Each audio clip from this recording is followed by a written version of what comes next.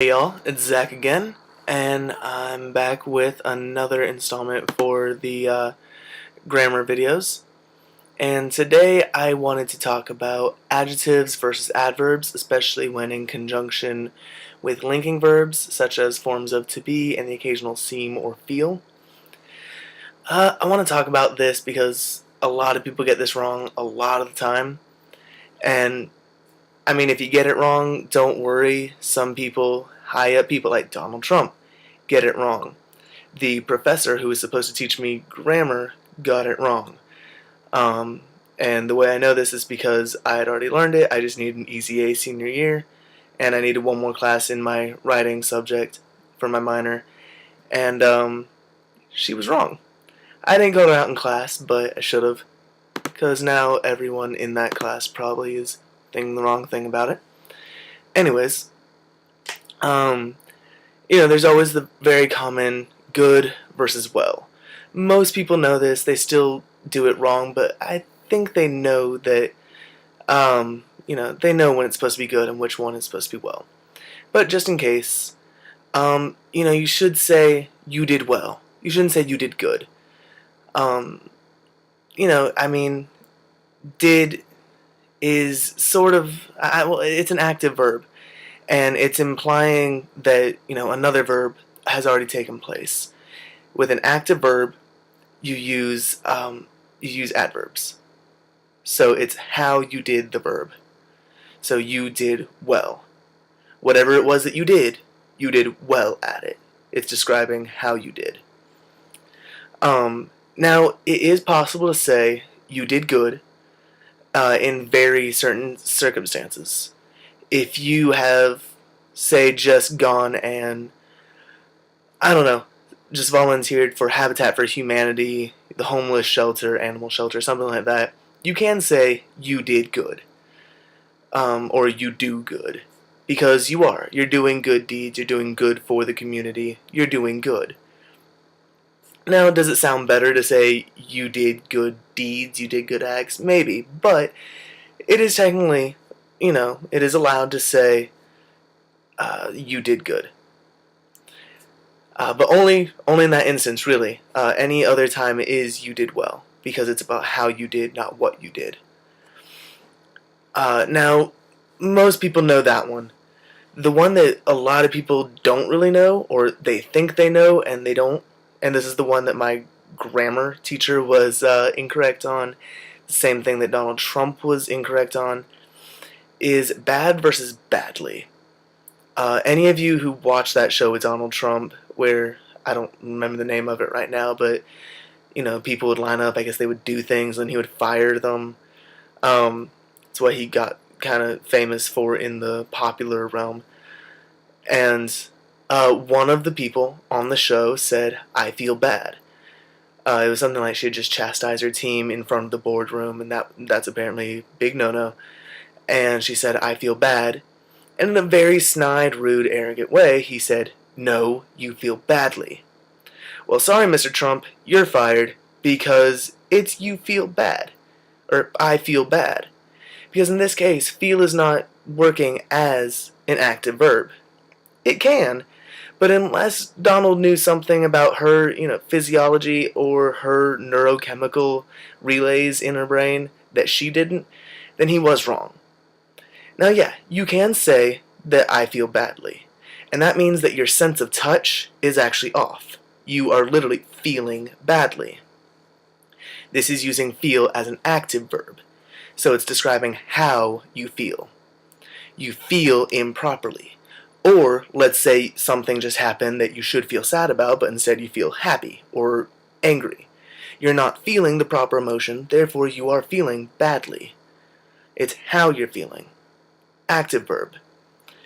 But when you're saying I feel bad, as in I feel as though I've just done something bad, it is actually not an active verb, it's being used as a linking verb, such as to be. And in this case, you actually do use the adjectival form. So it is, I feel bad. She's not having trouble feeling, that the table's made of wood. She doesn't have any trouble processing how she's supposed to be feeling. And you may go, wait, but that's how she's feeling. She's feeling bad. No, it's what she's feeling. And that's something that we get wrong a lot. If you feel bad, that's not how you're feeling, it's what you're feeling. How you're feeling is actually your ability to feel that emotion.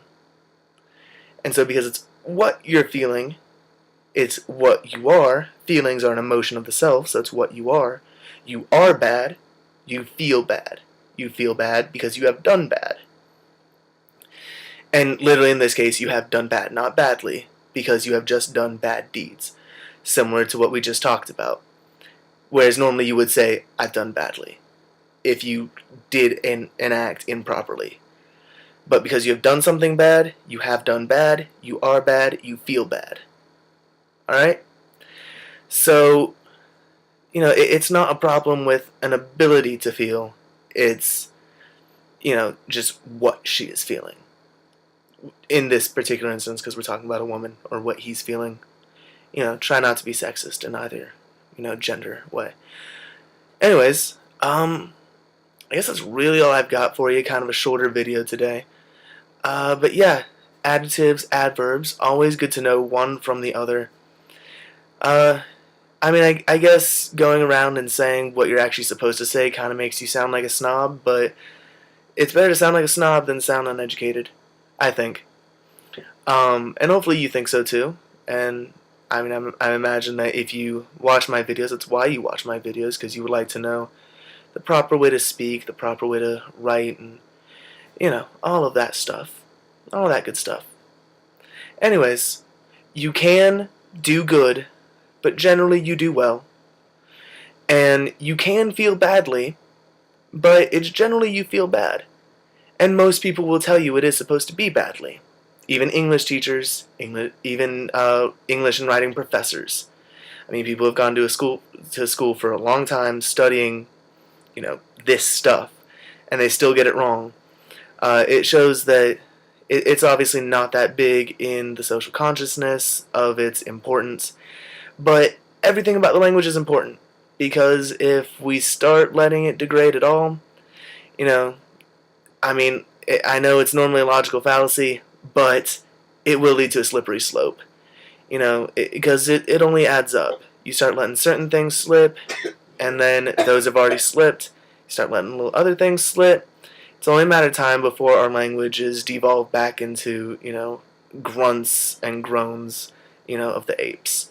So, or our language becomes completely obsolete and we end up having to learn, Spanish or Chinese or, no matter what we have to learn. I know Americans fear that because they don't want to learn a second language. Actually, most English speakers around the world don't really like to learn a second language.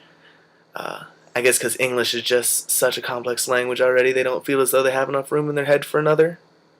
It's wrong. They do have the room in there. They just don't want to. Anyways, so if you like what I'm talking about, you like learning about grammar, verb usage, history of words, history of the language. That was my last video. Check that out if you want to learn a little bit more about the rise of the English language, seeing as we are seeming so close to the fall of it. Like my video, subscribe if you like. I try and put them out every Saturday. I'm trying to make them earlier on Fridays, not always getting to that. Generally getting them posted before it turns Sunday though. So yeah, subscribe, like, comment, or dislike. Let me know if there's anything I can do to maybe spruce it up a bit, or if you're not liking what I'm talking about, that's cool too. If you're not liking it and you're not giving me anything helpful, then, just go away. I don't need you. But, yeah, do all that stuff that everyone tells you to do at the end of their videos. Alright, and I will see you for my next one. Not really sure what I'm going to do it on. If you have any suggestions, leave it in the comments below. Alright, see you next Saturday. Bye.